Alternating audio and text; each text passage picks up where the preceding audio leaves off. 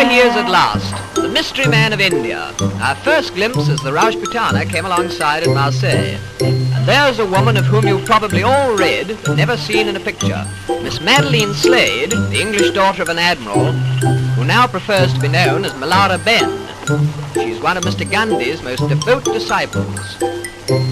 She's leading the way ashore now, and just behind her comes Mr. Gandhi, dressed as he said he would be, just his loincloth, even in the chilly climes of Europe. And he's carrying with him his pots and pans, which he declared at the customs. He was trotted around Marseille to several receptions and made one or two speeches which rather frightened the French authorities. But when asked to speak into the sound-filled microphone, he said, "I think not." And so we go on our way to England. Well, here we are at Folkestone.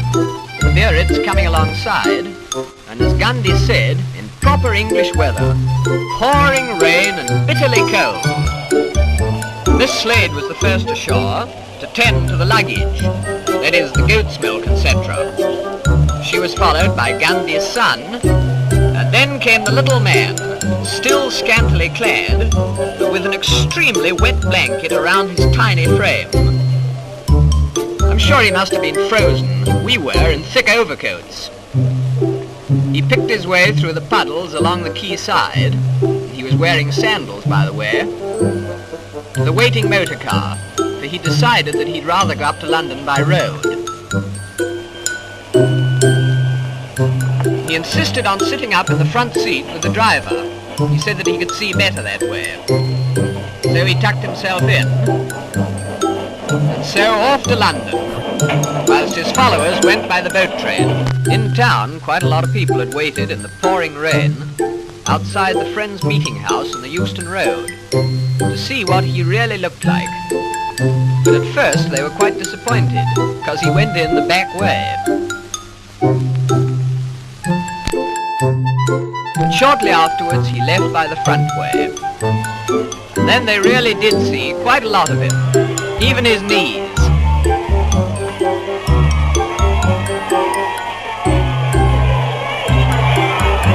No, he won't speak into the microphone.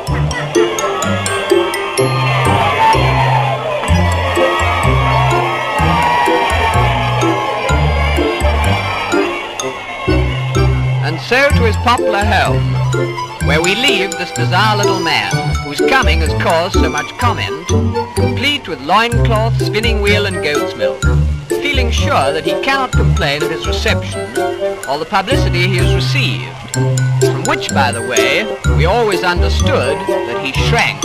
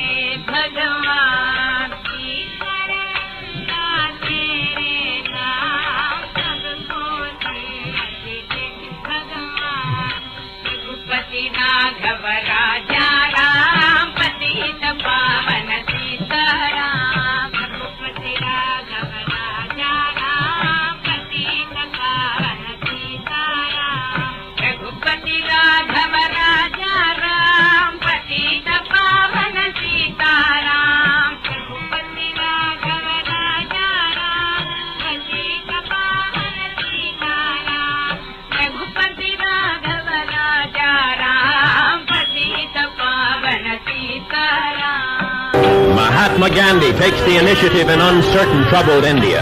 At 73, still a power behind the scenes, he bluntly tells the British to get out of India. To assure world safety and victory, Gandhi says.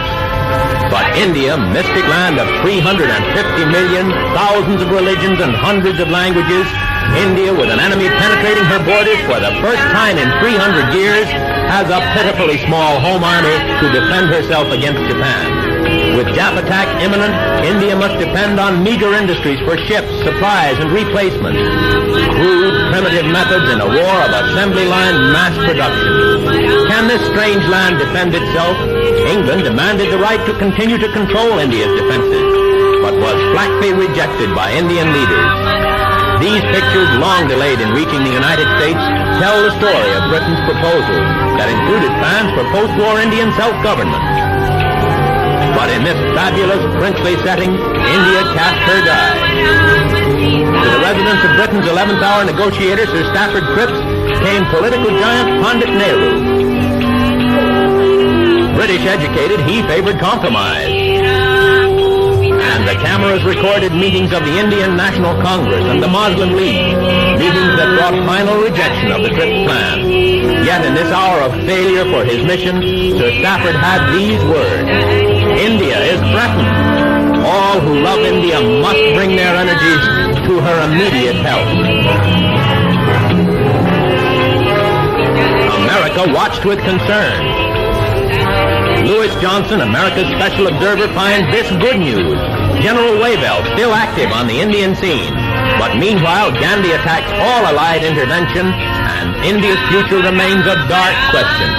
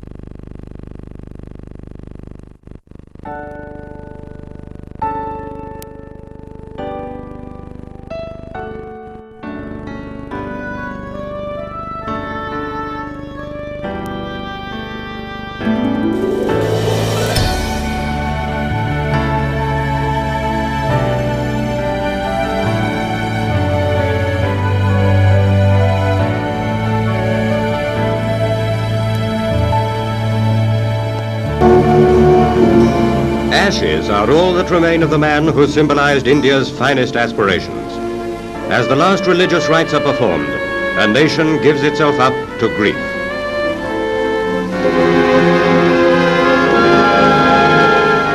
For many, the vigil of prayer commenced 48 hours before, when the body of Mahatma Gandhi was placed on the roof of Birla House, in full view of the thousands who had traveled all night to pay him their last tribute.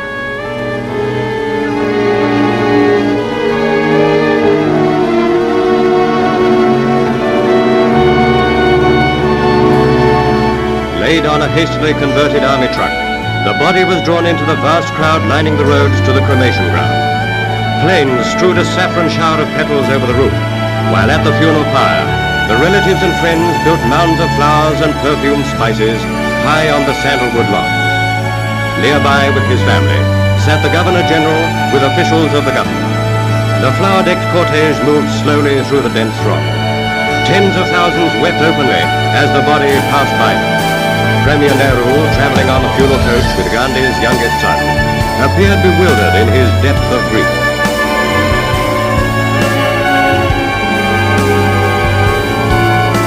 Closing behind, pressing forward, came a million mourners. Around the pyre, the throng became packed as the body reached its resting place. Of all the faces in that vast multitude, the most serene was that of the Mahatma. To those around him, Gandhi had seemingly been transformed from a beloved saint into a divinity. Ramdas Gandhi, youngest son of the Mahatma, placed the torch to the pile of sandalwood, and as the first plume of scented smoke lifted above the pyre, a great concourse of mourners swept across the barriers towards it.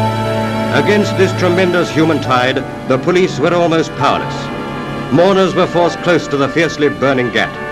But, as in Gandhi's lifetime, peace won where force had failed.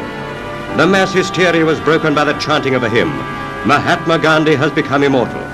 In the rising flames, the spirit of a great man passed to his gods.